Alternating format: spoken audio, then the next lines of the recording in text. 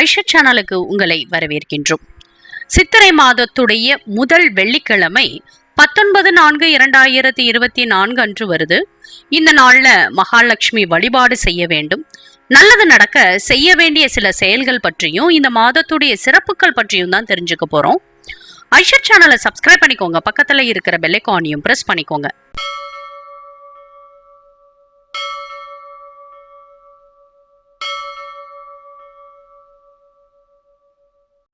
Aisha channel அன்பர்களுக்கு அன்பான வணக்கங்கள். சித்திரை மாதம் பிறந்து முதல் வெள்ளிக்கிழமை நாளைய தினம் வரவிருக்கின்றது.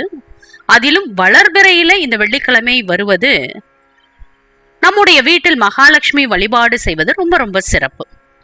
வீட்டில் இருக்கக்கூடிய வறுமையை விரட்டி அடிக்க, பண வரவை அதிகரிக்க செய்ய வேண்டிய சில ஆன்மீக வழிபாட்டை பற்றி தெரிஞ்சுக்கலாம்.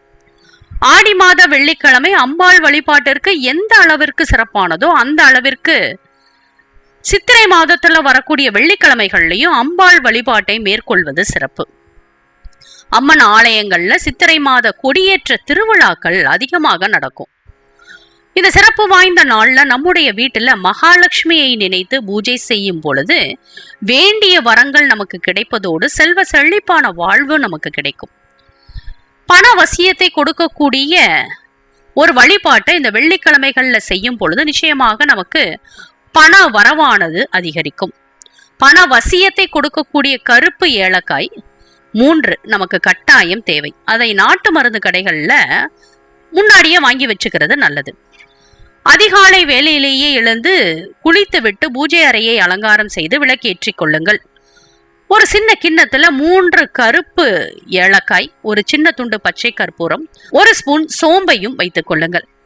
மகாலட்சுமிக்கு உங்களால் முடிந்த நைவேத்தியத்தை செய்து வைக்கலாம்.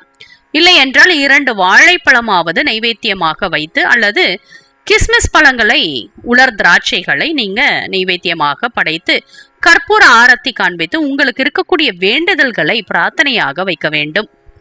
பணம் சம்பந்தப்பட்ட கஷ்டங்கள் எதுவாக இருந்தாலும் அது சரியாக வேண்டும் என்று பிரார்த்தனை செய்து, பிறகு அந்த கிண்ணத்துல இருக்கக்கூடிய கருப்பு ஏலக்காய், சோம்பு, பச்சை கற்பூரம், இந்த 3 பொருட்களையும் ஒரு பச்சை துணியில வைத்து முடிச்சாக கட்டி பணம் வைக்கக்கூடிய பெட்டியில வைத்து விட வேண்டும்.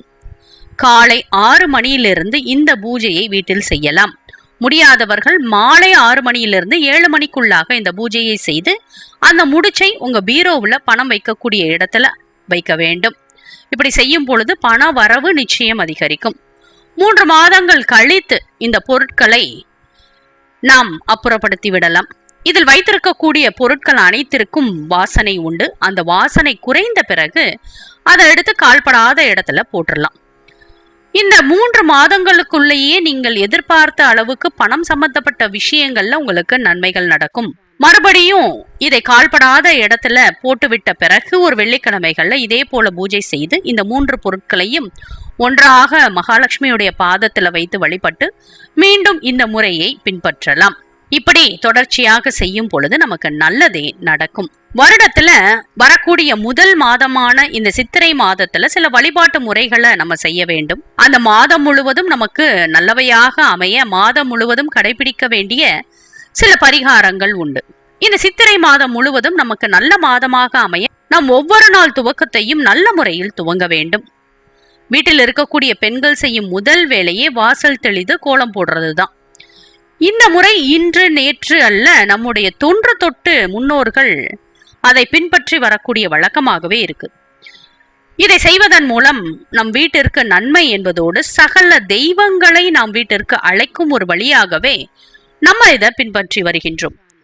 நாம் தெளிக்கும் இந்த தண்ணீரில் சிறிதளவு பன்னீர் சேர்த்து தெளிக்க வேண்டும்.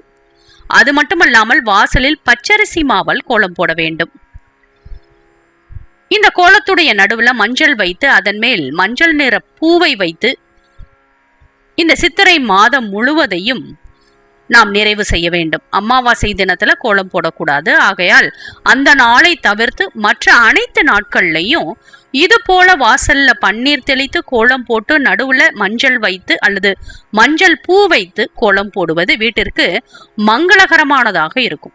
இது போன்ற வாசல் தெளித்து கோலம் போடக்கூடிய வீட்டிற்கு சகல தெய்வங்களுடைய வாசமும் கிடைக்கும். இதன் மூலம் அனைத்து நல்லதும் நம் குடும்பத்திற்கும் நமக்கும் நடக்கும் என்பதில் எந்தவிதமான சந்தேகமுமே கிடையாது. இந்த சித்திரை மாதத்திற்கு பல சிறப்புகள் இருக்கு. நவ கிரகங்களில் ஒன்றான சூரிய பகவான் மேஷ ராசியில் பிரவேசிக்கக்கூடிய மாதம் தான் இந்த சித்திரை மாதம். சித்திரை மாதத்துல வரக்கூடிய பௌர்ணமியே சித்ரா பௌர்ணமி ஆகும். இது சித்திரகுப்தர் அவதரித்த தினமாக கொண்டாடப்படுகின்றது. மதுரையில கள்ளழகர் ஆற்றில் இறங்கக்கூடிய வைபவம் இந்த சித்திரை மாதத்துல தான் நடக்கும். உலக உயிர்களை படைக்கும் பிரம்மதேவன் தன்னுடைய சிருஷ்டி தொழிலை துவங்கியது சித்திரை மாதமாகும். மகாலட்சுமியின் அடையாளமாக பார்க்கப்படும் தங்கம் வாங்க சிறந்த நாளான அட்சய திருதியை இந்த மாதத்துல தான் வரும். அனைவரும் போற்றும் அம்பிகையானவள் ஒரு சித்திரை மாத அஷ்டமி தினத்தன்று தான் அவதரித்தாள் என்று சொல்லப்படுகின்றது. பித்திருக்களுக்கு தர்ப்பணம் செய்ய உகந்த மாதமாக இந்த சித்திரை மாதமானது பார்க்கப்படுகின்றது. சிவபெருமானுக்கு நடைபெறும் 6 அபிஷேகங்களில் ஒன்றான சித்திரை மாத திருவோணத்தில் நடைபெறும் அபிஷேகமும் ஒன்றாகும். இவ்வளவு சிறப்புகளை கொண்ட இந்த சித்திரை மாதம் முழுவதும் நாம் அனைத்து தெய்வங்களுடைய ஆசிர்வாதங்களை பெறுவதற்கு இது போன்ற பரிகாரங்களை செய்து எல்லா தெய்வங்களுடைய அனுகிரகத்தையும் பெற்றுக்கொள்வோம். மேலும் இது போன்ற தகவல் அறிய ஐஷத் சேனலை சப்ஸ்கிரைப் பண்ணுங்க, ஷேர் பண்ணுங்க, உங்களுடைய கருத்துக்களை எங்களுக்கு பதிவு பண்ணுங்க. நன்றி, வணக்கம்.